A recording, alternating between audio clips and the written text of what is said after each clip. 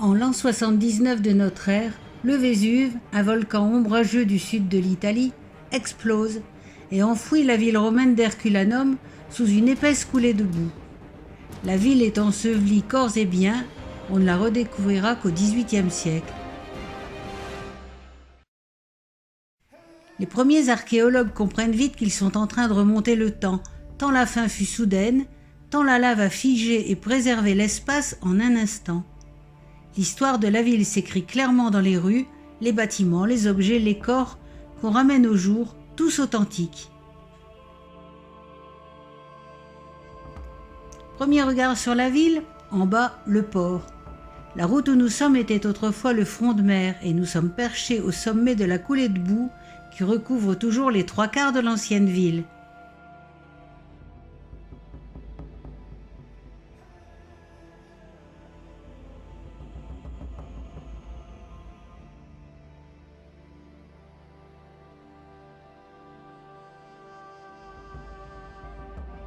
La passerelle est la sortie du site.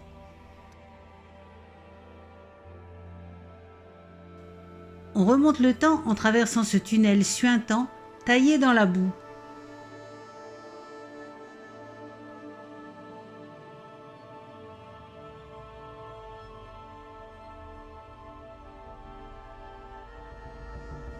Les hangars à bateaux et les entrepôts ont servi de refuge aux derniers habitants, venus s'abriter des projections en attendant un bateau qui n'est jamais venu. La mort les a saisis, blottis les uns contre les autres, statufiés pour l'éternité.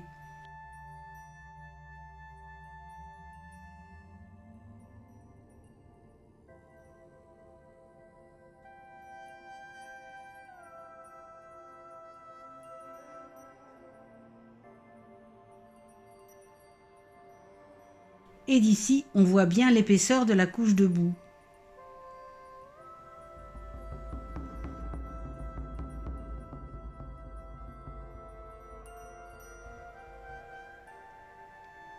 La terrasse de Marcus Nonius Balbus, un proconsul romain à qui ses compatriotes ont érigé un autel funéraire en reconnaissance des grands travaux qu'il fit effectuer dans la ville. Il fit entre autres restaurer les murs d'enceinte et les portes de la ville, construire une basilique, la Basilica Noniana, en l'an 32 avant Jésus-Christ.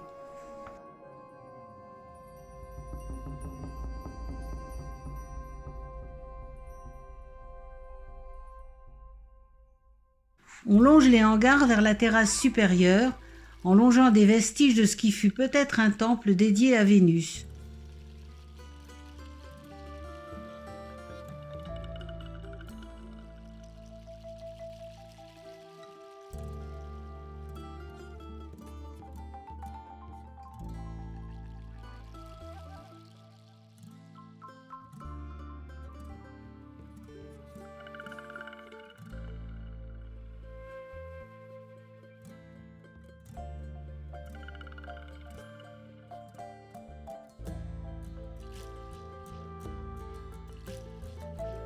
La Casa del Bicentenario est ainsi nommée car elle fut découverte exactement 2 siècles après le début des fouilles. Comme beaucoup de maisons d'Herculanum, elle est construite en opus reticulatum, petit moellon carré de tuf jaune, disposé à 45 degrés de l'horizontale, ce qui donne au mur un aspect élégant très caractéristique de mailles de filets de pêche. Les sols sont pavés de mosaïques et les murs encore couverts de fresques du IVe style, jadis peintes en ocre jaune. Les nuages chauds, dégagés par l'éruption, les ont fait virer au rouge, donnant la fausse impression d'une dominante rouge dans toutes les maisons de la ville. Un escalier monte à l'étage qui était loué à un Étrusque, Helvius Eros.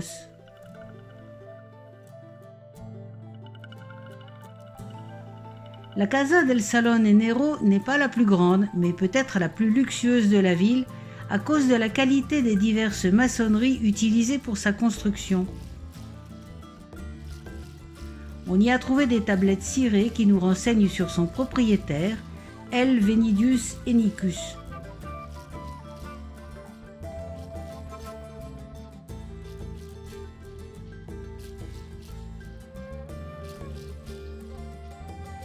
Le péristyle est entouré de colonnes stuquées sur 4 côtés avec des chapiteaux de type toscan.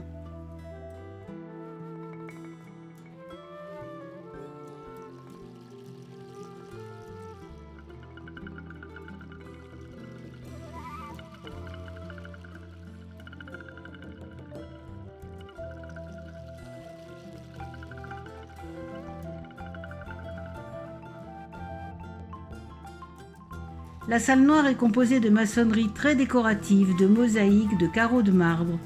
Murs et plafonds sont décorés de panneaux noirs enrichis de motifs géométriques. On y a trouvé un lararium et un autel. Elle était peut-être destinée au culte.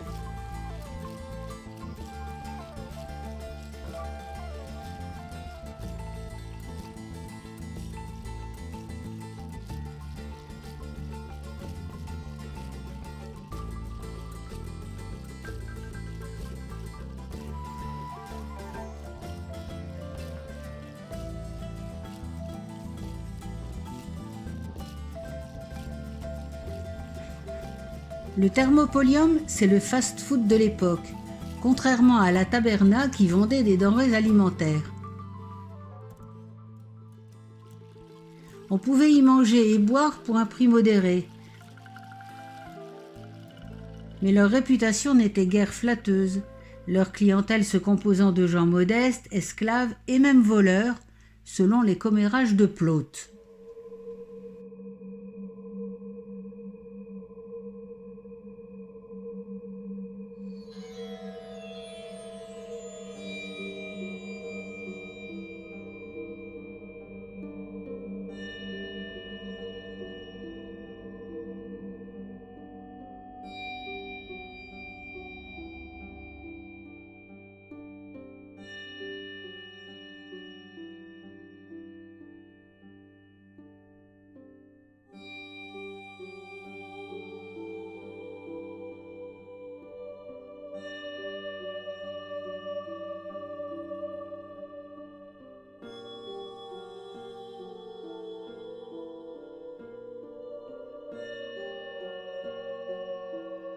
La Casa del Colonnato Tuscanico a été construite au IIIe siècle avant Jésus-Christ et a subi de grands dommages lors du tremblement de terre de l'an 62. Elle a donc été restaurée, reconstruite et décorée dans des styles mélangés.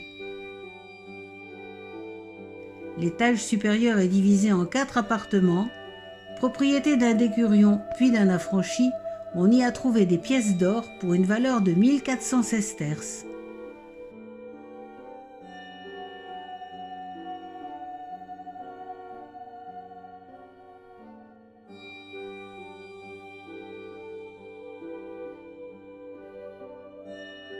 L'Augustéum est le site du culte impérial dans la Rome antique. Construit au 1er siècle, il contenait de nombreuses peintures et statues d'empereurs et de leurs familiers, en marbre et en bronze. Un Titus cuirassé, c'est l'empereur qui règne en 79, se tenait debout entre 2 colossales statues de Vespasien et d'Auguste, érigées dans le style de Jupiter capitolin.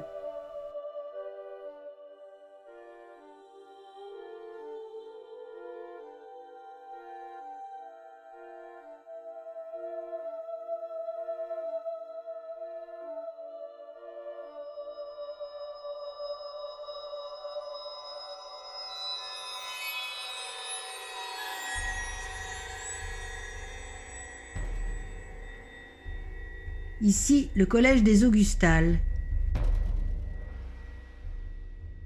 Les Augustales sont des esclaves affranchis qui se vouent au culte de l'empereur déifié, un genre de diacre ou de prêtre. Ce culte est célébré dans le collège, construit au carrefour du Decumanus Maximus et du Cardo III supérieur. L'espace principal est divisé par 4 colonnes supportant un toit plat. À leurs pieds, des statues de Jules César et d'Auguste représentées en dieu. Sur le fond, une niche vraisemblablement destinée à la statue de l'empereur régnant. Les murs sont couverts de scènes mythologiques, de peintures de dieux, des différents exploits d'Hercule.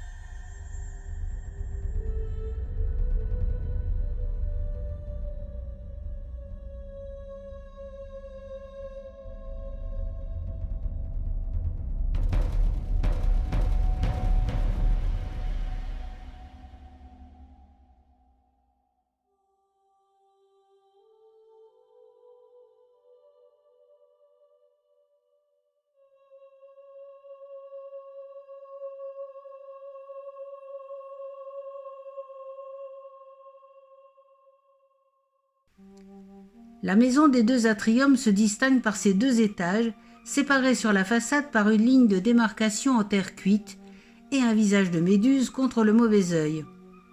On y a aussi trouvé des tablettes de cire.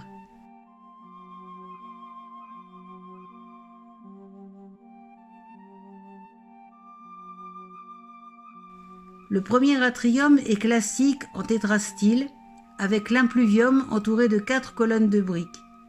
Le second atrium comporte une baignoire au centre qui devait être une fontaine et une margelle de puits sacré ou putéal. 3 escaliers au moins menaient à l'étage supérieur.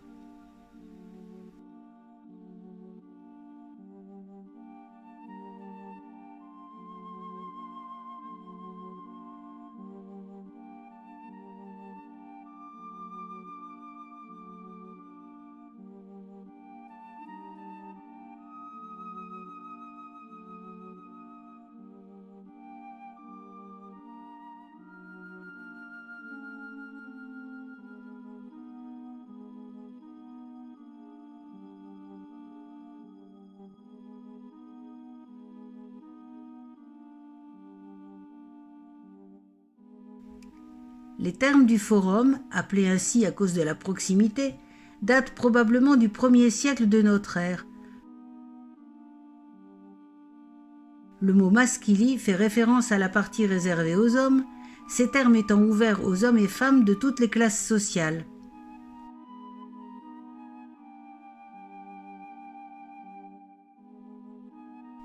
La grande mosaïque au Triton se trouve dans l'apoditérium ou vestiaire des femmes. Cette pièce étant le passage obligé avant l'entrée dans les bains, c'est souvent la plus décorée, avec de nombreuses niches creusées dans les murs pour y déposer ses affaires.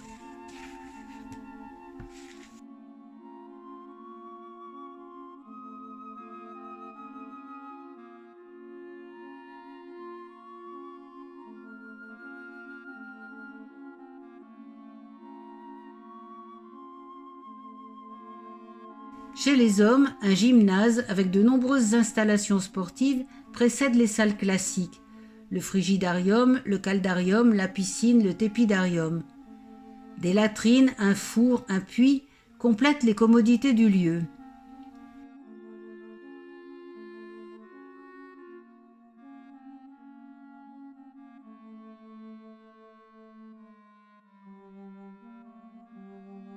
Et dehors, tout à côté, se trouve un espace pour les conférences.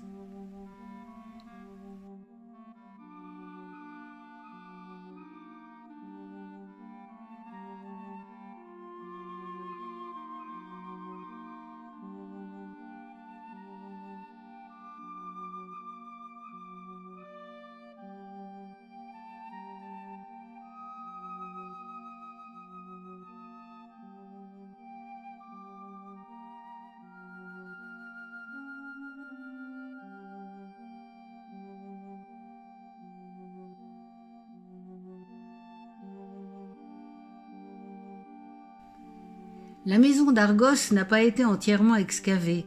On y entre par une porte secondaire percée dans le mur de la maison voisine. Son nom lui vient d'une fresque du péristyle, aujourd'hui perdue, qui représentait Argos regardant la nymphe Io.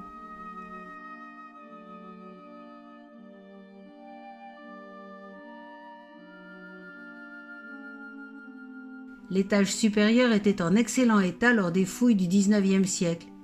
Il fut détruit en 1875, à l'exception d'une salle au-dessus de l'exèdre, couverte de fresques à fond rouge.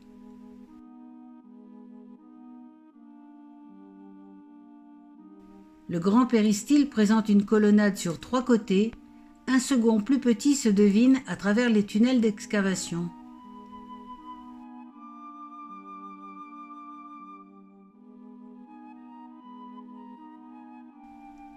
La Casa del Scheletro, ainsi nommée car on y a trouvé le premier cadavre de la ville. Avant de commencer les fouilles du port, les archéologues pensaient que la plupart des habitants avaient quitté la ville avant la coulée finale. Mais ils étaient environ 340 entassés dans les hangars, ce qui en fait un groupe de victimes antiques du volcan presque le plus important au monde.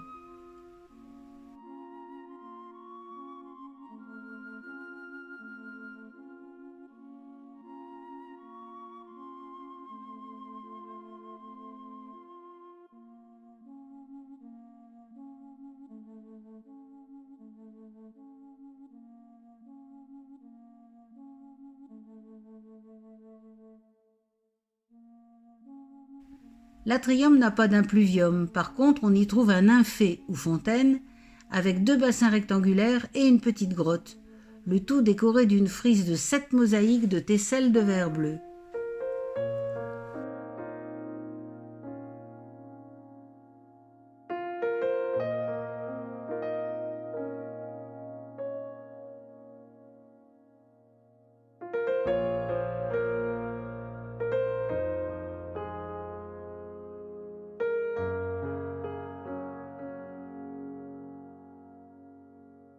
Encore un thermopolium dans la rue commerçante d'Herculanum, avec son fameux comptoir en L creusé de marmites en terre cuite servant de foyer.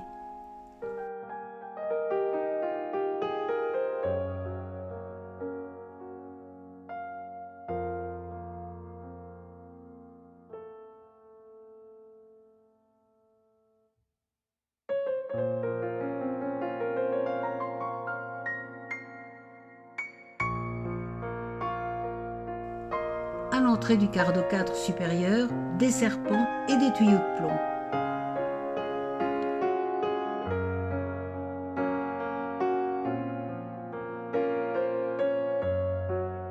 La Casa del Bel Cortile. Cette maison à la belle cour n'a pas le style habituel des maisons romaines. On y entre directement dans une pièce servant de vestibule et d'atrium, décorée de fresques du IIIe style.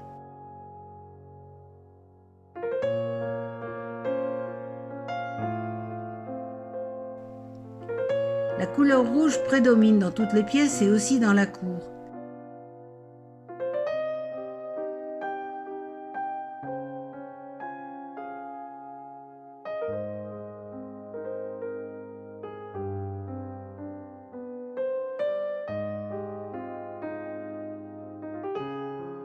Un escalier en maçonnerie couronné d'un parapet de pierre mène à l'étage supérieur.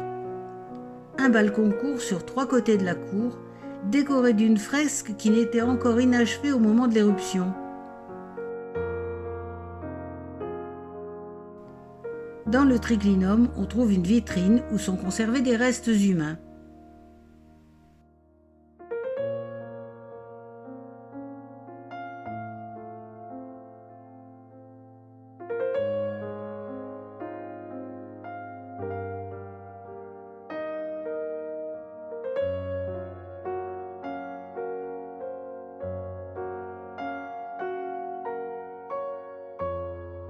La Casa di Nettuno et Amphitrite est plus ancienne que sa décoration, qui semble avoir été restaurée dans le IVe style suite au tremblement de terre de l'an 62.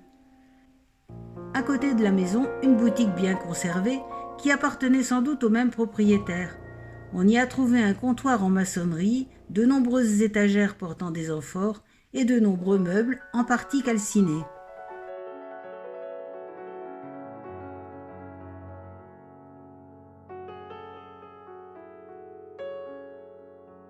C'est une maison classique dont la pièce la plus remarquable est le triclinum d'été.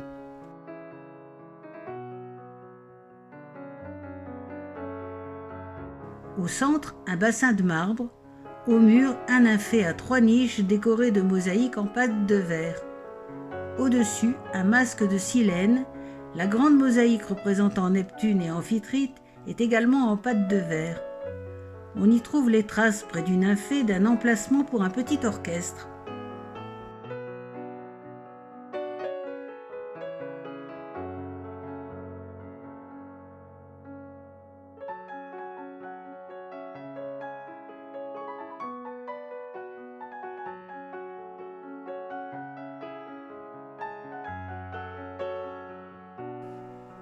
La Casa Samnitica, la maison samnite, tire son nom d'une tribu établie en Italie centrale du 7e au 3e siècle avant Jésus-Christ, mais elle date du 2e siècle avant Jésus-Christ.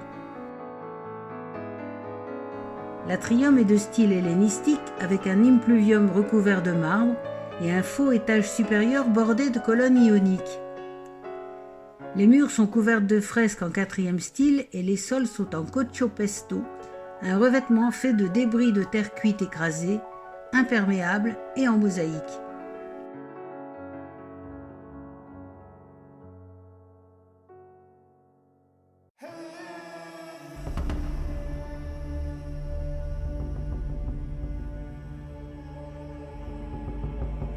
On trouve des graffitis sur les murs. L'un mentionne la famille Spunes Lopi, probablement les propriétaires.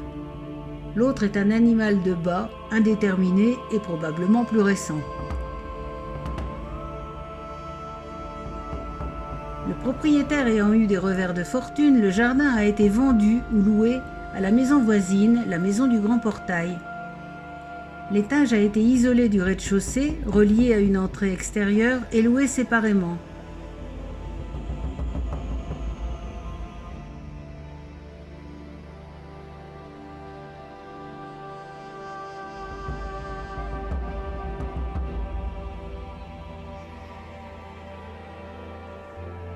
La boulangerie est à la fois une boulangerie et une meunerie. Les lourdes meules de pierre étaient actionnées par des ânes. Il n'y a que 2 boulangeries à Herculanum et c'est peu pour une ville de cette taille. Mais les nombreuses meules trouvées dans les habitations laissent penser que la plupart des familles produisaient leur pain elles-mêmes. À l'entrée de la boutique, 2 amulettes contre le mauvais œil. On y a retrouvé 25 casseroles de bronze, utilisées pour cuire les galettes, les fameuses focaccia, de l'époque.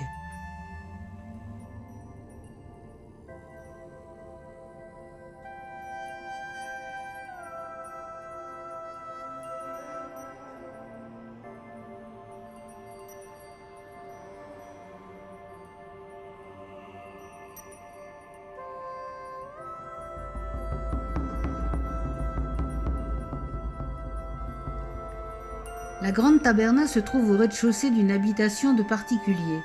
C'est un local destiné à la vente de produits de détail, céréales, froment, pain, vin, tissus et bijoux. Située non loin du forum, elle était destinée à brasser un certain volume d'affaires et elle joue un rôle important dans le développement économique de la cité. Le gérant d'une taberna s'appelait le tabernari. C'était souvent un affranchi travaillant pour un patron. La taberna a donné le nom taverne, tavernier, avec un sens aujourd'hui différent.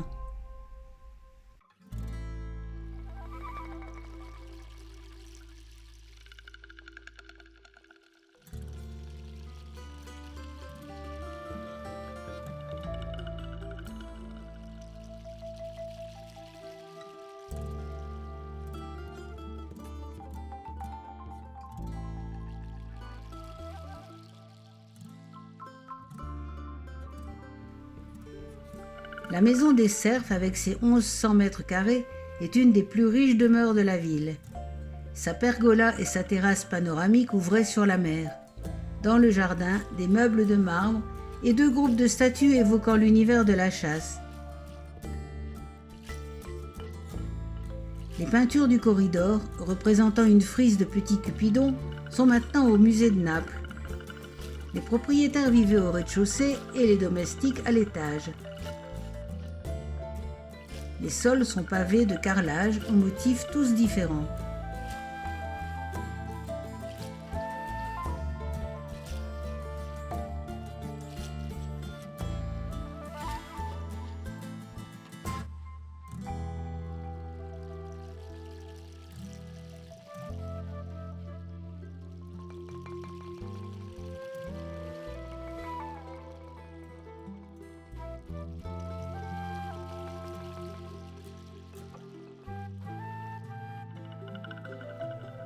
La Casa del Rilievo di Telefo, ou la maison du haut relief de Télèphe, appartenait sans doute à Marcus Nonius Balbus.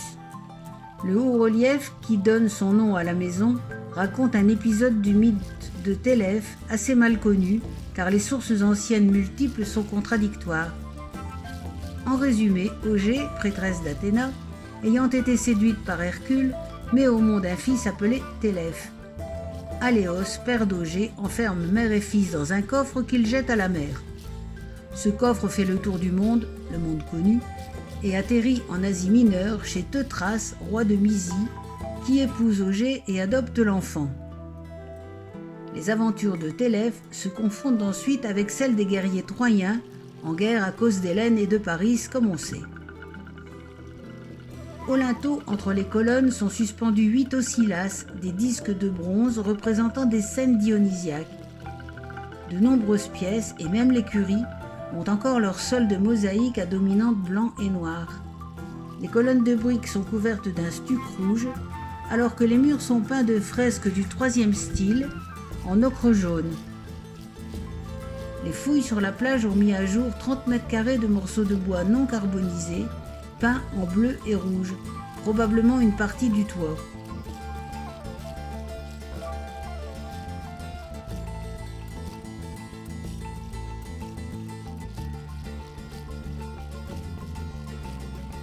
La maison au grand portail doit son nom au portique d'entrée, flanqué de 2 colonnes corinthiennes, sculptées également d'images de la déesse Niké. Elle est construite sur ce qui était jadis le jardin et le péristyle de la maison voisine, la maison samnite. Le premier étage est assez bien préservé, mais le second n'a pas résisté. Les toilettes de la maison étaient situées sous l'escalier menant au 2e étage. Les drains vont à l'égout général. Grâce à eux, les archéologues ont pu déterminer précisément le régime alimentaire des habitants.